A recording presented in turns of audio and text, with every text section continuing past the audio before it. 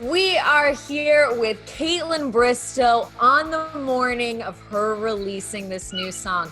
Kaitlyn, I feel like we have been talking about this in interviews for years, and now it's finally happened. How do you feel? I know. I feel like I've been waiting for this moment since I was like 5 years old, and it feels like the last 3 years I've really been waiting for this moment. So I am so overwhelmed today, like in the best way possible. Like I just feel a relief, but so happy, and it's been a lot of positive feedback, and that's a bit of a shocker for me. Why is that a shocker?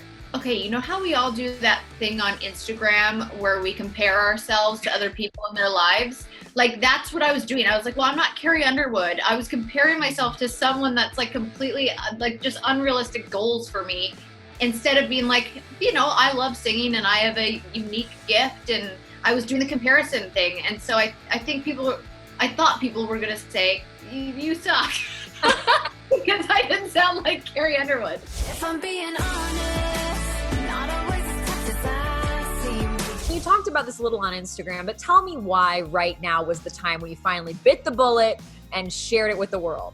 Yeah, I think when I wrote it, it was kind of in a time where I was feeling really connected to the importance of strength in a tough time.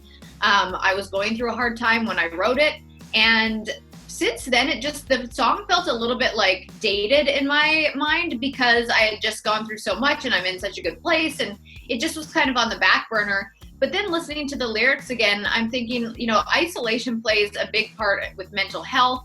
We're all kind of going through something hard together. We're all being so vulnerable with each other and how we're feeling. And I was listening to the lyrics and I'm like, wow, this actually applies to so many people and how we're all feeling right now. So I was like, why not release it? I'm a big what if guy, which I need to stop that because I kept being like, but what if? And I was like, no, this is, if isolation and quarantine has taught us anything, it's the importance of time, and it's the importance of connection. And I think people connect through music. Well, and correct me if I'm wrong, has it hit number 2? Number 1 in Canada and 2 in the US. Like I don't even understand. Like I don't believe it. My brain can't access the feelings of excitement that I need to feel. How does that feel for you if you can put any words on it? I don't even have words. The only words I have are that I don't have words. It's just, it feels surreal. It feels absolutely surreal. And the ones that I say to myself are the ones that hit the hardest. If I'm being honest. What were you going through when you wrote this? Well, this was about just over a year and a half ago. So actually it was right before the breakup. It was, nobody had known that Shawn and I had broken up yet. And it was kind of like right before that, in that time. I recorded the song the day that the news came out of our breakup. And so it was another kind of importance for me to show my own resilience to myself, because all I wanted to do was lay in bed and cry that day. My dad was in town from Canada, being there for me. And I was like, you get your butt out of bed. This is something that you need to do. You committed to, and like, it's going to be so empowering. And my dad came with me, and we just sat in that studio, and I laughed and I cried and I recorded that song. So I think also when I hear it back, I'm like, wow, there's a lot of emotion in that. Looking back, now seeing the success of it, do you think, oh, I wish I'd released it sooner, or does right now feel really right? Yeah, no, I am all about timing. Timing to me is everything. And I think this time to me feels, I mean, yeah, there's part of me where I'm like, what was I so afraid of? I should have released it earlier, but I'm glad I waited, and that it has a whole new meaning to everybody else. Well, you and I have talked a lot about how, you know, you find somebody great and you sort of learn things about your past relationship. Having all this separation now, when you look back, like, what do you think about, you know what, this is why it didn't work out, and what kind of place are you in about it now? It feels like a lifetime ago, to be honest with you. So much has happened since, you know, that was under 2 years ago, and so much has happened. I'm no stranger to mental health and depression. And I think once you rid yourself of certain things that are causing you those, you know, moments of sadness, once you rid yourself of those, your life starts going on the right path. And once you surround yourself with things that make you happy, things just kind of fall into place. So, I mean, looking back in the last 2 years, I'm like, My scrunchie line really took off. I started my wine label. I've released some music, and I'm still continuing to love this podcasting life. So it really feels like a lifetime ago. I did wonder, because like, look, everybody I have like dealt with people in our lives who have had an addiction issue at some point or had some kind of mental battle at some point.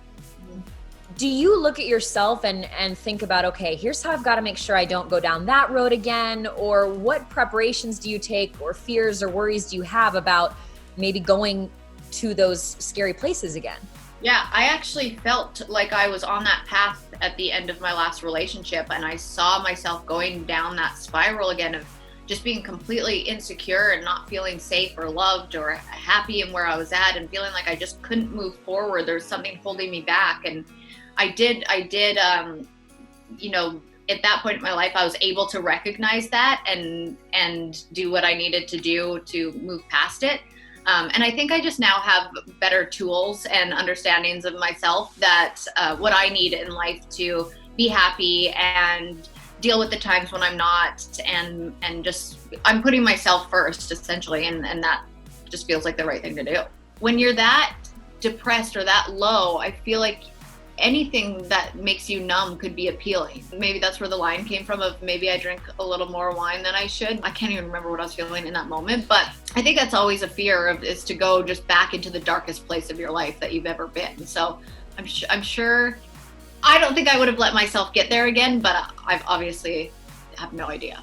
Well, what did keep you from it? What kept you from that dark place? I think the two breakups, I actually think my breakup with the guy that I lived in Germany with was more significant than this last one, because I had nothing going for myself. I'd completely given up all hopes and dreams, and I didn't have anything.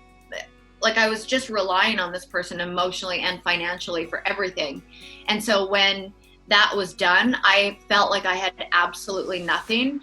And from that moment on, I have been on like a really long, and will continue to go on this self-love journey. So you've released the song, it's successful, like everything's just going so well.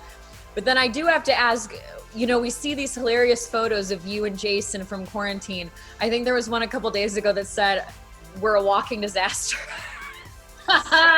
Yes. How are things? Things are honestly so great. We both feel extremely lucky and grateful, and we say it every day that we're able to work from home and do what we do. So I actually think I spend less time with him in quarantine than I did before, because I sleep in past him in the morning, and then we like meet up at the end of the night for a drink and then go to bed. Like, I see him less now. So don't get me wrong, there are times where I'm like, could you blink quieter? But like, that's, you know, that's relationships. That's what we do to each other. Wow. Two people are not meant to spend this much time together. They just aren't. I don't care how much of a stage 5 clinger you are not meant to spend this much time with somebody. So yeah, probably at the beginning we were both having those thoughts of what if, but we have done a really great job of navigating this quarantine together, and we've come up with like a pretty good routine. I think the last time you guys came in and sat down with me in person in LA, Jason was very like, we're locked in, I'm putting a ring on this. How has the quarantine affected any of those potential plans? You know, it's wild, and I'm not just saying this, and we all know I would tell the truth, is that this has brought us closer together. We have really supported each other in each other's business and what we're doing, and he's such a help to me with, you know, he's one of the smartest guys I know. He's helped me so much learn about the business side of what I'm doing. I've helped him with creativity. We've really just like been a team through this, and I think we're starting to just think about what's important in life, and I think that's like we've had a little bit more patience and forgiveness with each other because of that. Let me tell you, if couples make it through quarantine and you're not engaged, you should be, and you're gonna make it through anything in life. Does that mean that quarantine was the icing on the cake? You know this relationship is it. Yeah, actually, yeah. We were sitting outside by the fire the other night just having a glass of wine, and we both were like, I don't know, we had such a good day, and I remember him just being like, should we look at rings? And I was like, okay. Which we've done a couple times, but I don't think I'm gonna get a quarantine proposal because I don't want one. Have you thought about what kind of proposal you want? Yeah, I'm gonna think about it. I just don't. All I know is I don't want it to be like live somehow in front of people. Okay. I would like it to be like a private moment. That's You all. already did that kind. Yeah, but not. Yes, exactly. I don't want to be on national television again. That's a one-time thing. But yeah, I don't want it to be quarantine, but I want it to be private.